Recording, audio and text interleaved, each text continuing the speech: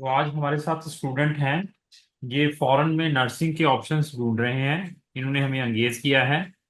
तो इनकी प्रोफाइल भी हमारे पास आ चुकी है, तो इनसे अभी डिस्कशन करेंगे और इनको बेस्ट से बेस्ट ऑप्शंस प्रोवाइड करने की कोशिश करेंगे। सबसे पहले सर, मैं आपका स्वागत करता हूं इस यू मीटिंग में। मेरी तरफ थैंक यू से सर। आपको नमन है, नमस्कार है।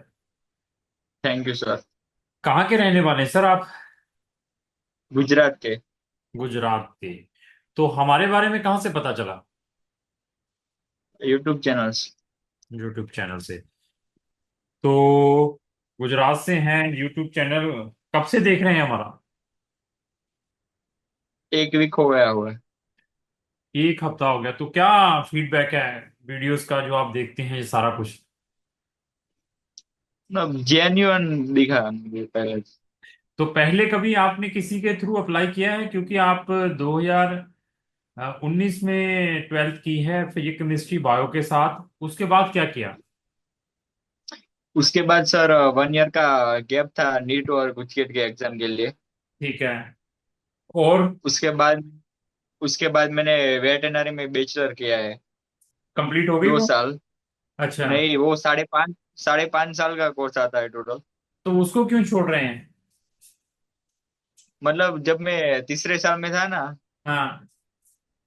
तब मैं अटेंडेंस मेरी 60% ही हुई थी, तो मुझे फेल कर दिया था। फिर मुझे इंटरेस्ट नहीं था, इसलिए मैंने। मैं तो आपको कहूंगा कि उसको ज्वाइन करें आप इसको ऐसे मत जाने दें। इतना टाइम लगाया है, अगर आपकी कंटिन्यू हो सकता है वो वेटनरी का आपका।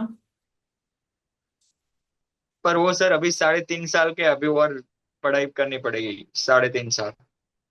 चलो एनी हो, मैं कंट्रीज आपको सुजेस्ट कर देता हूँ कहाँ पर हम आपका करवाएंगे। आप नर्सिंग देख रहे हैं? हाँ सर, मैं बैचलर में नर्सिंग ही देख रहा हूँ, और तो आपने कोई कुछ नहीं, अपनी हेल्थ। कंट्री, आपने कोई कंट्री, आपको कोई कंट्री की चॉइस हो आपकी? मेरी तो सर ये बेल्जियम है, और? नेदरलैंड, ओ, पोलैंड, ये ओके। और ये ऑस्ट्रिया। ओके। आपकी ये चार कंट्रीज हैं। मेरी तो ये प्रायोरिटी तो 4 घंटे। तो इन चारों में से बेल्जियम में नहीं हो पाएगा, नीदरलैंड में नहीं हो पाएगा, ऑस्ट्रिया में नहीं हो पाएगा। अगर आपने इन कंट्रीज से करनी है तो आपके पास जर्मन लैंग्वेज होना जरूरी है, जर्मन लैंग्वेज B2 लेवल तक। क्योंकि इनकी जो नर्सिंग है इंटायर इन लोकल लैंग्वेज में है उनकी। बेल्जियम में नहीं, इंग्लिश में। नहीं, इंग्लिश में नहीं है। अच्छा। और इवन अगर इंग्लिश में होती भी, वो आपको वीजा नहीं प्रोवाइड करते, क्योंकि इतने गैप वाले को वो वीजा प्रोवाइड नहीं करते। अगर मैं बेल्जियम में अनदर प्रोग्राम में भी आपका एडमिशन डालूं, एडमिशन आ जाएगा, लेकिन वीजा नहीं मिल पाएगा जो गैप है आपका स्टडी में। अच्छा। तो पोलैंड वालों का वीजा सक्सेस रेट बहुत ही कम है, वहां डालने का फायदा नहीं है। वहां पे जस्ट आप अपना टाइम और मनी वेस्ट करेंगे। ये चारों की चारों कंट्रीज मेरी ओर से तो कांटा है, कोई फायदा नहीं है। अच्छा। हम्म। तो अभी यह है कि आपके केस के लिए काफी चैलेंज है, हमारे लिए भी। एक तो बहुत सारा गैप है, आपका 5 साल का गैप हो चुका है। दूसरा, हम्म। आपके परसेंटेज भी कोई कहो कि बहुत एक्स्ट्रा ऑर्डिनरी है, ऐसा नहीं है। चलो 77%, इट इज नॉट ए, मतलब नॉर्मल परसेंटेज है, अच्छे हैं, लेकिन उतने अच्छे नहीं है जो चाहिए। तो हम्म। आपके केस के लिए मैं कुछ कंट्रीज रिकमेंड कर देता हूँ, वहां पर we can proceed your application. लेकिन उसके लिए आपको मेहनत करनी पड़ेगी, तभी रिजल्ट मिल पाएंगे, अदरवाइज टाइम वेस्ट करते रहेंगे। कोई बजट डिसाइड किया है साल का, कितना बजट खर्चना चाहते हैं आप? बजट तो है सर हमारे पास। बजट का नो प्रॉब्लम। नहीं, बजट का कोई प्रॉब्लम। बजट का कोई प्रॉब्लम नहीं है। तो एक टेस्ट होता है SAT सैट एग्जाम। सैट समझते हैं? नहीं। आप लिख लीजिए SAT सैट एग्जाम, गूगल में डालेंगे तो ये एग्जाम क्लियर करते हैं 500। इसमें नंबर लेते हैं मिनिमम 500। सैट एग्जाम में इंग्लिश आता है और साथ में मैथ आएगा, ये क्लियर करना पड़ेगा एग्जाम। तो आपको फिनलैंड में इजीली फिर मिल जाएगा। अच्छा। ठीक है, ये और एक। सर दूसरी कंट्री। हाँ, तो ये सुन लीजिए। दूसरी कंट्री, बहुत सारी और भी कंट्री है, मैं कहूंगा हंगरी। हंगरी भी आपको इजीली एडमिशन नहीं देगा, वहां पे एंट्रेंस एग्जाम भी है। और गैप भी है। हंगरी में भी आपकी एलिजिबिलिटी है, बट मुझे मालूम है कि यहाँ पर इसका कुछ हो नहीं पाएगा। बुल्गारिया की भी आपकी एलिजिबिलिटी है। बुल्गारिया में थ्रू एंट्रेंस एग्जाम है। अगर आप एंट्रेंस एग्जाम ब्रेक करते हैं, वहां की यूनिवर्सिटी का ऑनलाइन एग्जाम होता है, एडमिशन और वीजा के चांसेस हैं 80 to 90% इन बुल्गारिया। बल्गेरिया। हाँ, बुल्गारिया। तो इसके बाद third country, fourth country Hungary बता दिया है, बुल्गारिया बता दिया, फिनलैंड मैंने बता दिया है। इसके बाद फोर्थ कंट्री है लथूनिया। हम्म।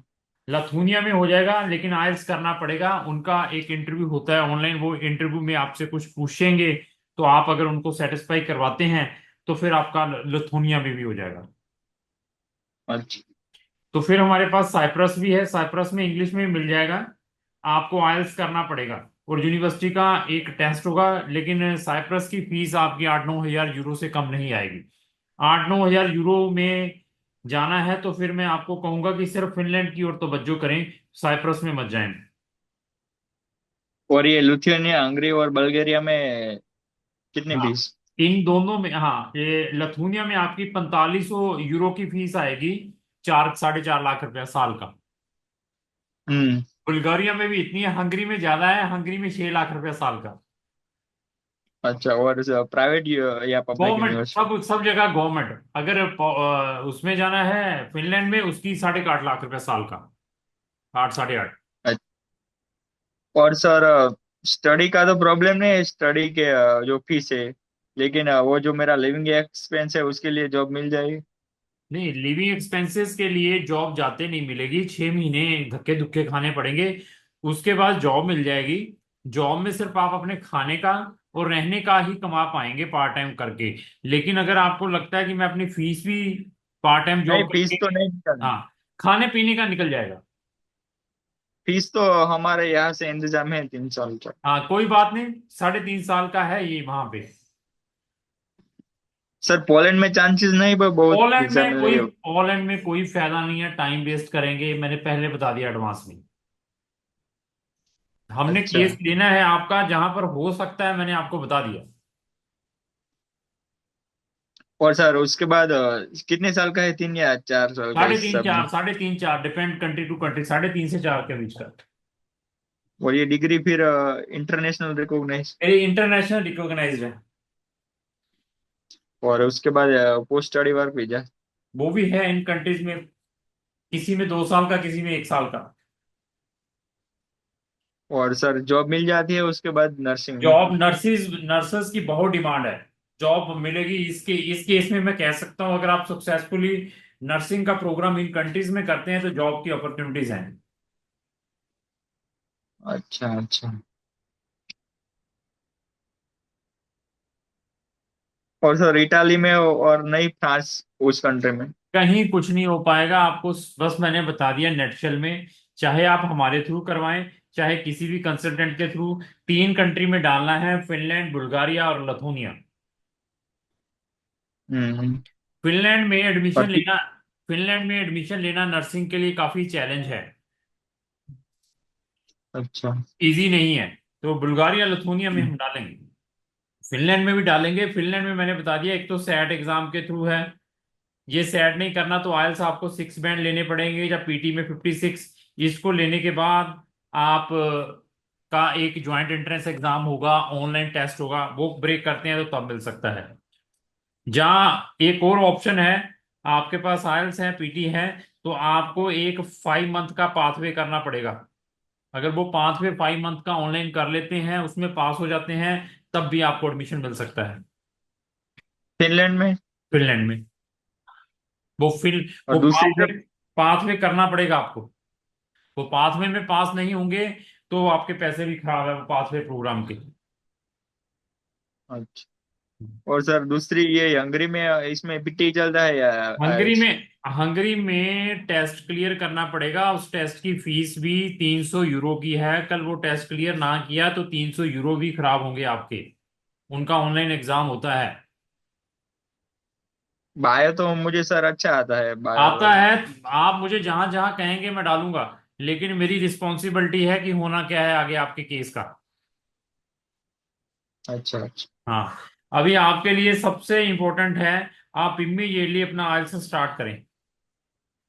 सर आइल्स करो या पीटी? दोनों में से कोई कर लें। दोनों चलेगा ना, कोई भी? चलेगा। ओके। और सर पार्ट टाइम जॉब तो मिल जाएगी ना ये लिविंग मैंने एक्सपेंस फिर का? कहा आफ्टर 6 to 12 मंथ के बाद जाते नहीं मिलेगी। और सर स्टडी वीक में कितनी बार रहती है पूरा मतलब? दिन जाना पड़ेगा, 5 दिन के 5 दिन फुल टाइम। और 2 दिन ही नहीं जाना, वीकेंड? सैटरडे संडे ऑफ होता है। अच्छा। मतलब दूसरी कंट्री की तरह नहीं होता कि 3 की 4 दिन जाना है ऐसा? कि कौन सी कंट्री की तरह ऑस- बोलिए ना मुझे। ऑस्ट्रेलिया और न्यूजीलैंड में होता है ना? ऑस्ट्रेलिया न्यूजीलैंड में जो अच्छे कॉलेजेस हैं वहां भी जाना पड़ता है। आपने नर्सिंग करने जाना, 1 करोड़ रुपए की नर्सिंग होती है, पता है आपको वहाँ कितना बजट है? वो आप और पता है। आप वाली फाइल को पहले तो एडमिशन नहीं मिलेगा, एडमिशन मिलेगा तो वीजा नहीं मिलेगा, जो आपकी फाइल है। 1 करोड़ रुपए का हाँ बजट वो, है। हाँ सर वो तो मुझे पता है, इसलिए पता तो है तो मैंने। फिर कहाँ की बात कर रहे हैं फिर? हम टाइम नहीं वेस्ट करना चाहते क्लाइंट का और अपना। नहीं नहीं। खाने के सिर्फ पैसे निकाल पाएंगे, वो भी 6 मंथ के बाद, जाते कुछ नहीं हो पाएगा खाने के और रहने के बस। अच्छा अच्छा। हाँ।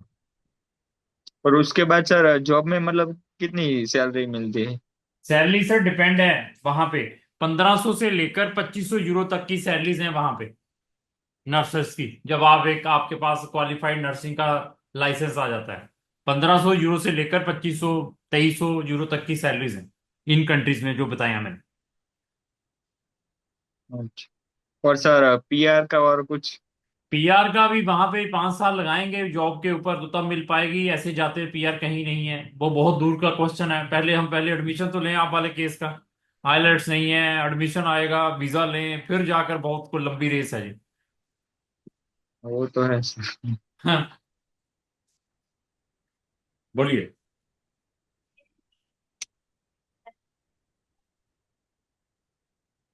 आइल्स कब प्रोवाइड कर रहे हैं हमें? 3 4 month.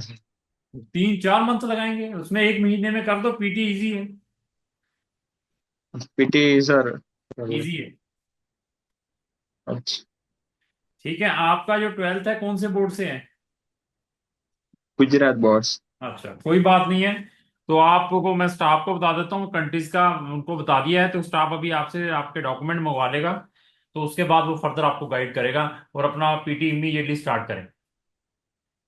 Okay sir. Okay. Any question? Okay. नहीं सर, और सर डिपेंडेंट का क्या है इसमें? डिपेंडेंट सर फिनलैंड में, बाकी किसी भी कंट्री में नहीं है। फिनलैंड में आप डिपेंडेंट ले जा सकते हैं अपने, अच्छा। सिर्फ अपनी स्पाउस और बच्चों को। और वहाँ सेट क्लियर करनी पड़ेगी अच्छा?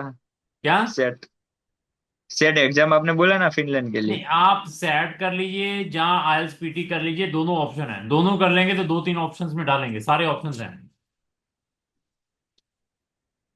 Okay sir. ओके। ठीक है जी। Okay. Okay sir, thank you, बहुत अच्छा लगा आपसे बात करके, धन्यवाद। Thank you.